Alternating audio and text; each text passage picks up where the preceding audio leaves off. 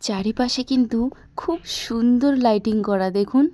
আর এত পরিমাণে ভিড় ছিল আজকে, মানে প্রত্যেকটি পুজোর মণ্ডপে, মানে আপনারা দেখলেই বুঝতে পারবেন। আর এখানে উপরে দেখুন কি ছোট ছোট প্রজাপতি, তার ভেতরেও কিন্তু খুব সুন্দর করে লাইট জ্বলছিল, খুব খুব সুন্দর লাগছিল। আর এই ঝালরগুলো না আমার কাছে এত ভালো লাগে, মানে এই ঝালরের নিচে নিচে দিকেও হচ্ছে লাইট লাগানো। আর এই যে দেখুন সাইডে নিচের দিকে হচ্ছে মানে গণপতি বাপ্পার পুজো হয়েছিল। আর মেন ঠাকুরটি মানে সেটি হচ্ছে এটা। আর এখানে ডেকোরেশনগুলো আমি একটু তুলছিলাম।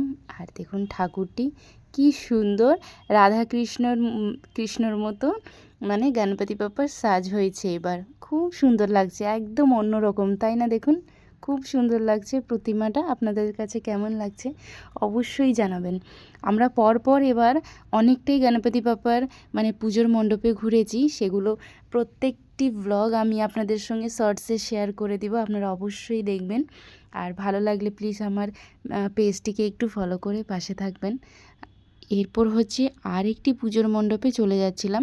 আর এত পরিমাণে ভিড় ছিল যে আমরা অনেকক্ষণ ওখানে দাঁড়িয়ে দাঁড়িয়ে অপেক্ষা করছিলাম যে একটি ছবি তুলব। পরে ভাবলাম যে না থাক, সবাই যখন এইভাবেই তুলছে আমরাও গিয়ে ও হচ্ছে একটুখানি ভিডিও করে দিল।